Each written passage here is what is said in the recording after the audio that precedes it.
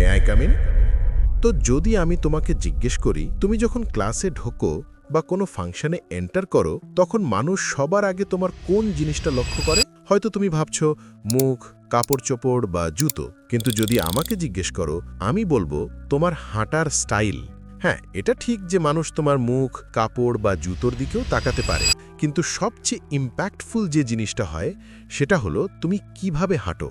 আর এটা শুনে তুমি অবাক হবে যে 90% মানুষই ভুলভাবে হাঁটে, বিশেষ করে বাংলাদেশে।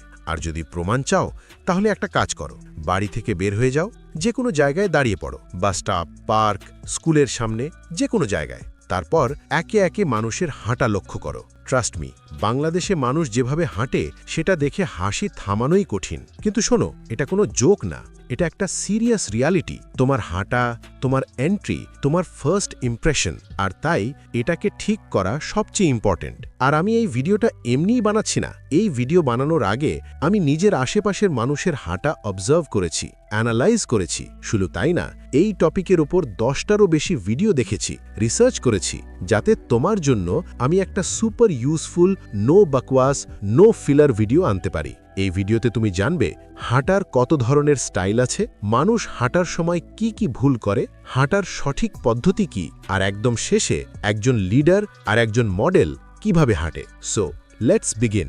এটা বাংলাদেশ, আর এখানে প্রতিটা গলি, প্রতিটা শহরে তুমি আলাদা আলাদা ক্যারেক্টার পাবে। তুমি কোন গলি থেকে এসেছো সেটা ম্যাটার করে না, কিন্তু তুমি সেই গলি দিয়ে কিভাবে হাঁটো, কিভাবে নিজেকে প্রেজেন্ট করো, সেটাই তোমার লেভেল ডিফাইন করে। আর প্রত্যেক মানুষের হাঁটার স্টাইল আলাদা। কারোর হাঁটা খুব কনফিডেন্ট, কারোর হাঁটায় অ্যাটিটিউড থাকে, কারোর দিকে তাকালে মনে হয় এই মানুষটা যেন এই মাত্র হাসপাতাল থেকে ফিরছে, আবার কারোর হাঁটা দেখে মনে হয় জিম থেকে আসছে। কিন্তু একটা কথা মনে রাখবে, হাঁটাও একটা পার্সোনালিটি ট্রেইট, আর যেমন পার্সোনালিটি টাইপ থাকে তেমনই হাঁটারও টাইপ থাকে।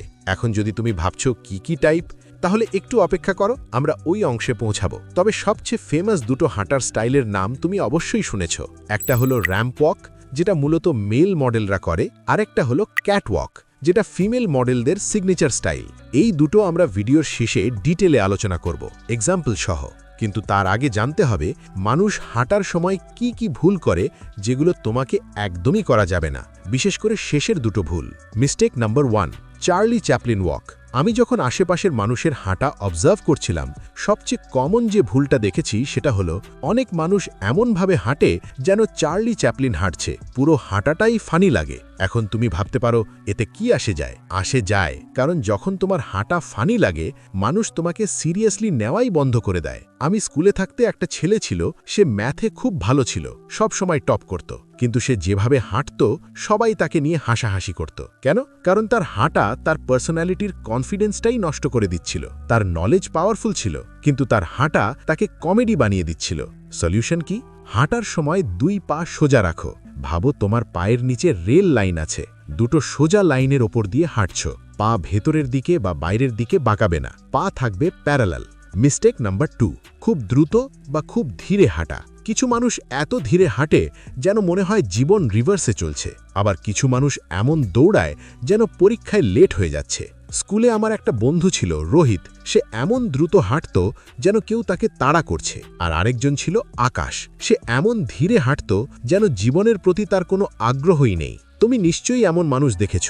খুব দ্রুত হাঁটলে তোমার বডি ল্যাঙ্গুয়েজ বলে আমি নার্ভাস, আমি তাড়াহুড়ো করছি। আর খুব ধীরে হাঁটলে মনে হয় তুমি বোর্ড, ক্লান্ত বা ডিপ্রেসড। সলিউশন কি? না খুব দ্রুত, না খুব ধীরে। হাঁটো এমনভাবে যেন তোমার ভিশন ক্লিয়ার, শান্ত, স্থির, কিন্তু ইম্প্যাক্টফুল। মিস্টেক নাম্বার 3, গ্রুপের পেছনে হাঁটা। যদি তুমি কোনো গ্রুপে থাকো, বন্ধুদের সাথে, স্কুলে, কোনো ইভেন্টে, সব সময় চেষ্টা করো গ্রুপের মাঝখানে হাঁটতে। না খুব আগে, না খুব পেছনে, মাঝখানে, যেখানে তুমি ভিজিবল। যদি পিক বি ব্লাইন্ডার্স দেখে থাকো, তাহলে টমাস শেলবিকে মনে আছে। সে কখনোই কোণে হাঁটে না, সব সময় গ্রুপের মাঝখানে, কারণ লিডারশিপ সেখান থেকেই শুরু হয়। মিস্টেক নাম্বার 4, ছোট ছোট স্টেপ নেওয়া। ছোট ছোট পা ফেলে হাঁটলে তোমার কনফিডেন্স নষ্ট হয়ে যায়। সব সময় স্টেবল, কনফিডেন্ট স্টেপ নাও, না খুব ছোট, না খুব বড়। Mistake number 5, cross leg walking. হাঁটার সময় পা একটার সামনে আরেকটা ক্রস করলে তোমার হাঁটা অদ্ভুত আর আনব্যালেন্সড লাগে।